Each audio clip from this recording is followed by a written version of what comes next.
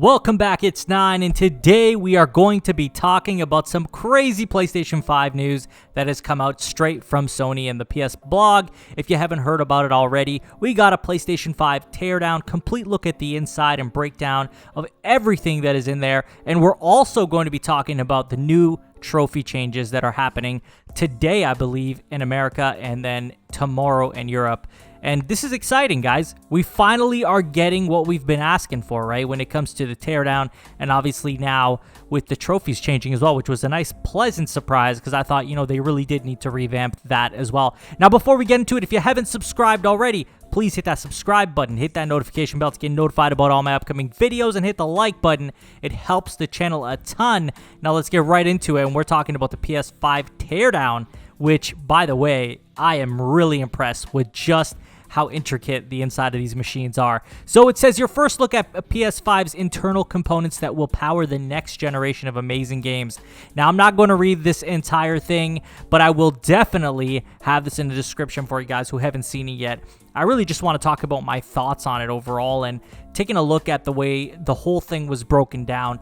It is an impressive piece of hardware, right? I think the biggest thing that people are going to take away from this is that, number one, they've put a ton of effort into really making sure the system stays cool and that we're not going to be dealing with these loud fan noises that we had with the PS4 Pro and even the PS4, which is refreshing to me. I absolutely hated playing a game and just having that fan noise be so loud. You can hear it through your headset. You can hear it if you have a sound system. It doesn't matter. It's so loud, you will hear it, and it will disturb you while you play games. And it looks like that just likely will not be a problem. And this does reflect the reports that we did get from people who did have those first hands-on impressions of the console. Another thing that I noticed was the faceplates, being able to change them out. And we knew this already to a degree with leaked images of the faceplates that come off. And it's awesome to see that we're going to be able to customize our PS5s, just on the fly. Like, we don't even need to worry about buying custom editions. We can just buy these faceplates, or I'm sure a lot of companies are actually just going to sell custom made ones, and then you can just click them right onto your PS5, and there you go. You got a custom looking PS5, and if you get tired of that look, you can throw the white ones right back on, and I think that's amazing. And personally, that's something that I like. I like that I would be able to change that, right? So if you get tired of just a white PS5, you want the black one, hey, guess what? You can do that. Or if you want the Spider-Man one, you can do that as well. If you want the Final Fantasy one, you can do that as well. There's so many options. It's endless. Like, we are able to basically put any piece of art we want on these plates and, clip them right back on. So that's very exciting news. The third thing that I thought was absolutely insane was that we have an extra slot for storage. So the amazing thing is that we're going to have that storage at 825 gigabytes, right, of amazingly fast SSD space. And then we can also add another M.2 drive that is going to add on to what we already have with the PS5. That's refreshing, right? We know that we're not losing that storage. It's not like, oh, you got to take the old SSD out to put the new one in. No. This is going to be an addition, and it looks pretty easily accessible. I don't think it's going to be difficult to get into that and change that for you. It's not any harder than, with the PS4. And even the Pro, that people were able to change those out. So that's exciting, amazing news that we are going to be able to do that, and that we're not going to have to completely take out the old SSD, which sometimes, you run into that problem where, a fresh install of the OS, a fresh install of your games all over again. You won't have to worry about that because this will just be an additional storage system, or component, I should say. So that's another exciting aspect of this. Obviously, we did see the ventilation, the heat sink, which everyone's talking about how big it is, and honestly, really exciting to see just what's inside these machines. It is really impressive. I have to say, Sony outdid themselves. And I am starting to begin to understand why they didn't send this out for other people to take apart.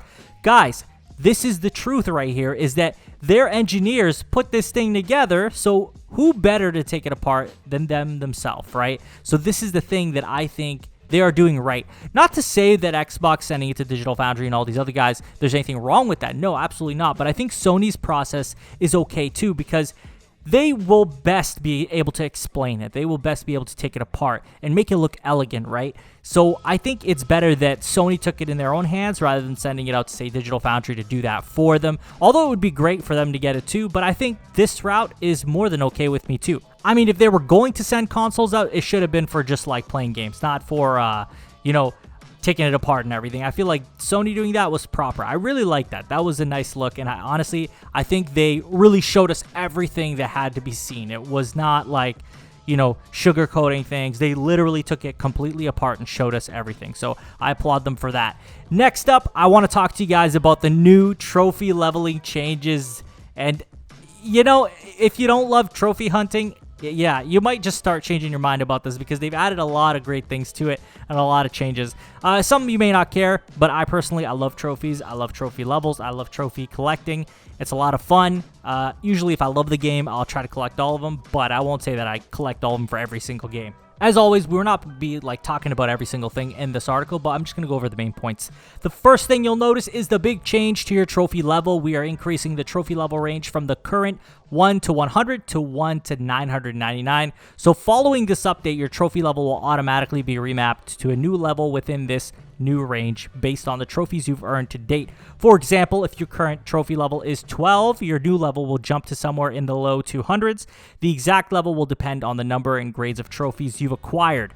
There will be no changes to the trophies already earned or trophy information, such as unlock requirements. So the new level calculation structure is we've implemented a new trophies level calculation system that is more optimized and rewarding. Players will progress quicker through the early levels, and levels will increase more consistently. Platinum trophies will count more towards your level progression, making them even more valuable. So it shows trophy levels. It shows bronze 1 to 99, and then a bigger bronze one 100 to 199, and the bronze one with all the spectacles 200 to 299, and then we get into the silver, same case, from 300 to 599, gold 600 to 998, and then to get that platinum badge you need to be level 999.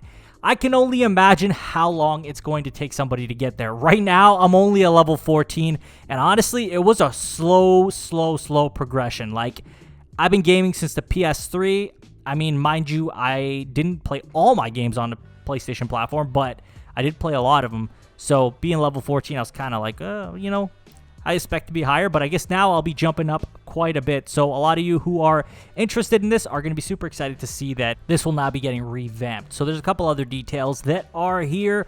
We're going to be getting a progress bar on certain trophies as well, so you're going to know when you're getting close to completing a trophy. So kind of like they have on Steam, and they also have this on the Xbox achievements as well, where you do have a progress bar. So that's exciting. I think revamping them was the way to go. We really needed a overhaul. We just did. PlayStation has been around for a long time, PS3s for their original trophies, and then now we're on PS5 coming up.